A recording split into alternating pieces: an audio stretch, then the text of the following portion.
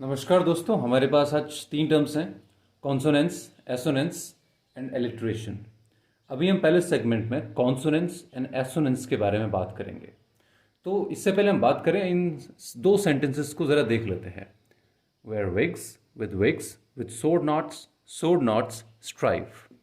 इसको अगर हम फिर से देखें, मैं अंडरलाइन कर लेता हूँ।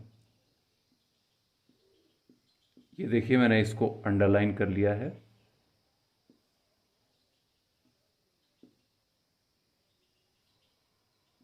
अब हम इसे पढ़ते हैं।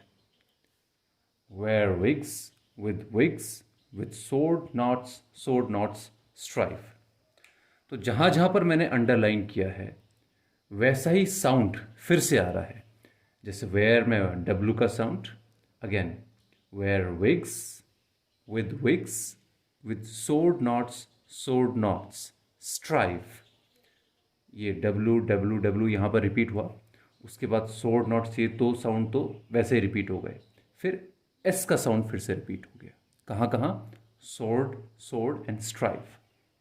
तो ये जो आप रेपिटेशन सुन रहे हो, आप ये सुनने वाला गेम है। It's a game of sound, कि कौन सा साउंड रिपीट हो रहा है पोइट्री में, बिकॉज ये साउंड म्यूजिक देता है पोइट्री को।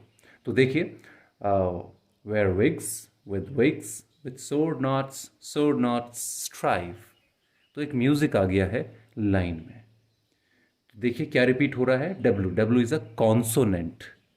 तो जब कॉन्सोनेंट का रेपिटेशन हो रहा है लाइन में, कहीं भी, आगे नहीं, बीच में नहीं, कहीं भी, आगे भी हो सकता है, बीच में भी हो सकता है, तो वो हो जाता है कॉन्सोनेंस, कॉन्सोनेंट साउंड। ठीक है। एंड एसोनेंस पे हम आ जाते हैं। Assonance, thou still unravished bride of quietness. इसमें भी रेपिटेशन होता है। इसमें रेपिटेशन कॉन्सोनेंट साउंड का नहीं होता है, इसमें रेपिटेशन होता है वावल साउंड का। तो हम इस लाइन को देखते हैं, इसमें क्या रिपीट हो रहा है। Thou still unravished bride of quietness। तो मैं सुन रहा हूं स्टिल में आई का साउंड, अनरेविश्ड में फिर आई का साउंड रिपीट हुआ, फिर ब्राइड में आई का साउंड रिपीट हुआ, और क्वाइट में भी साउंड रिपीट हुआ।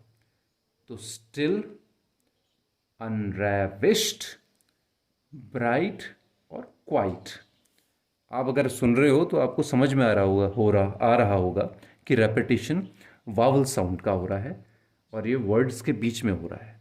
तो ये कॉन्सोनेंस हो गया एंड एसोनेंस हो गया। अब हम आगे बढ़ते हैं। तो एसोनेंस में the repetition of vowel sound, consonance में the repetition of consonant sounds, and specially in the middle और in the beginning of sentences. ये ध्यान जरूर रखिएगा। अच्छा, अब हमारे पास एक और टर्म है alliteration. Now alliteration is very important, because alliteration English language में सबसे पुराना हथियार है पोइट्री लिखने का।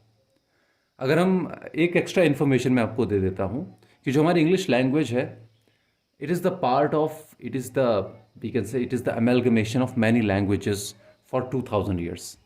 इसमें सबसे पहले जर्मेनिक इन्फ्लुएंस आया, फिर इसमें लैटिन और ग्रीक इन्फ्लुएंस आया, देन फ्रेंच इन्फ्लुएंस आया, एंड बहुत सारी लैंग्वेजेस के इन पे इन्फ्लुएंस आए।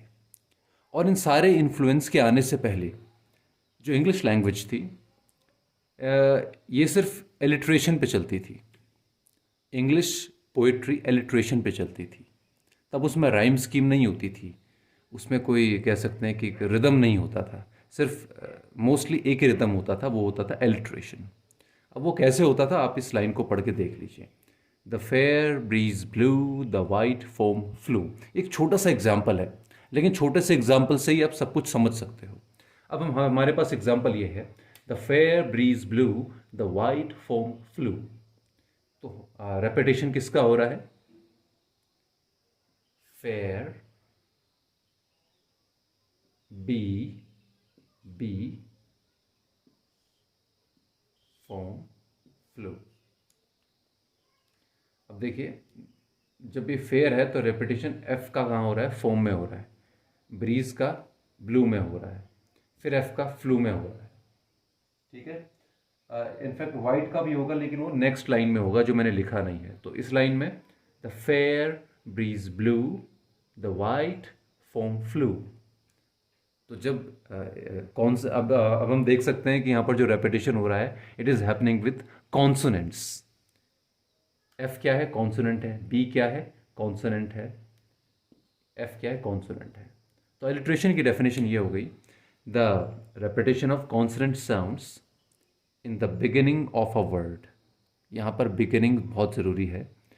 और एक और टर्म है beginning of a word on stressed syllable.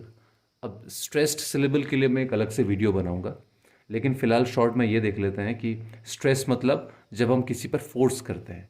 तो फेयर, इस पर हम स्ट्रेस कर रहे हैं, द पे नहीं कर रहे हैं, द छोटा आ रहा है, फेयर लंबा जा रहा है, ब्रीज इस पे भी स्ट्रेस है, ब्लू इस पे भी स्ट्रेस है, फिर द छोटा हो गया, वाइट भी स्ट्रेस हो गया, फोम भी स्ट्रेस हो गया, फ्लू भी स्ट्रेस हो गया।